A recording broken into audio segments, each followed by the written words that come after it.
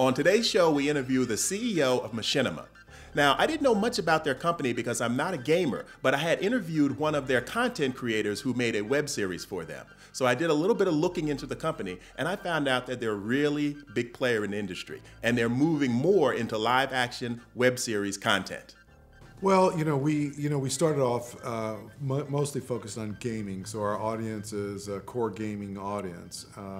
But the term machinima means machine cinema, and really part of the whole model of machinima is really content that's created from real-time game engines, or some people talk about it as filmmaking in a virtual reality. And there are directors and people that have done some really interesting things, like the Rooster Teeth folks who've done Red versus Blue, and the South Park guys did this Make Love Not Warcraft piece, and so there were pieces in that.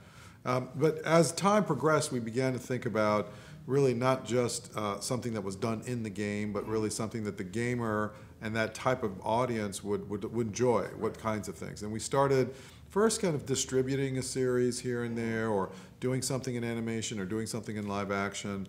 And then we really tried to see if we could actually take a particular web series and see if we could actually get the kinds of numbers that you would get from the first episode of a television series, right? So we were interested in how does this compete with Walking Dead or Game of Thrones or Falling Skies or these kinds of things that would be in our demo, but would be online. And so Mortal Kombat, when we did that series and distributed that series, that was one of the objectives was that we would be able to have something that would be a little bit of a season. It was 10 episodes, and then we would be able to drive really significant numbers.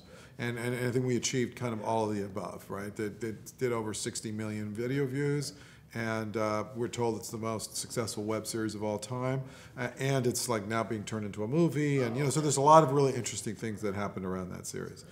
Well, I think the way we think about it is that there's an audience. It's a core gamer audience. That gaming audience does more than just play games. Maybe they watch Walking Dead, or they go see Dark Knight, or there's different types of content other than purely gaming stuff that they're into. So really think about what other type of content could we do. And when you look at it, it's sort of horror and action and sci-fi, thriller type content, and then irreverent comedy, both in the animation world, so things like South Park and Family Guy and Simpsons, those kinds of things are popular, and Adult Swim, and those kinds of things. So we look at those programming models and say, let's test them against what would work with our particular audience. And when you say that, interesting, when you say tested, do you mean as far as maybe doing pilot episodes or?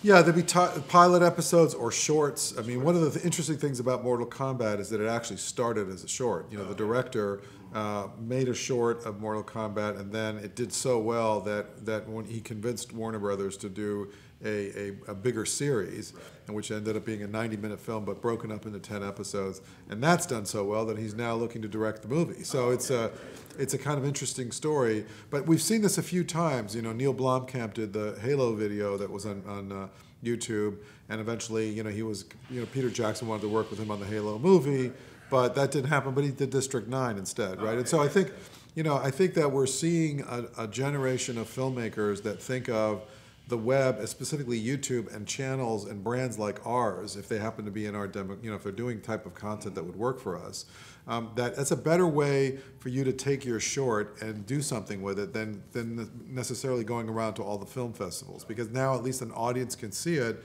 and it's very popular and it does incredibly well. Well, that'll turn into something, right? And even like you're saying, like unlike the film festival, you have a targeted audience. As a filmmaker, you have a targeted audience who's already interested in the type of content you're creating. Exactly. So in our case, it's a specific type of content, but let's say you were doing the next Sex in the City, then maybe you would go to a brand like Style Hall on YouTube that has 30 million young women, right? So, I mean, it's that kind of thing. Right? You mentioned something that made me jump down my list of questions. Are there any other directors or producers working with you, developing content right now, who you see leading on that route to success? A lot of our viewers are interested in that. That's why they aspire to make something that they could present to you guys. We definitely looked at that model of short to web series to a bigger property, if you will, and we're doing that in a more formal way. So we're working with directors to put kind of action or horror, sci-fi, thriller type of shorts together. It's a little bit like the Fox animation model. I don't know if you know, but for years they would once they liked something, they would say, okay, go make 8 minutes of this. Oh, okay. And then come back and let me see how it works. Now, they didn't really put it online, but I think the idea of that the filmmaker is enough of an entrepreneur and enough of an ability to actually get what's on paper onto film, to us is an incredibly important step. Yes. We can't play the Hollywood, let's rewrite the script 15 times, right? So what matters to us is the ability to say, can this filmmaker get something compelling put into a video? And if they can do it, then we can do it, and then some of them are just doing it on their own with the hope that somebody, like Machinima looks at it and said, wow, that's really cool, let's do something. And that's totally valid. On the next episode, I'll continue my interview with Machinima's CEO, and we'll move into the area of his director's program and how content creators can submit to Machinima.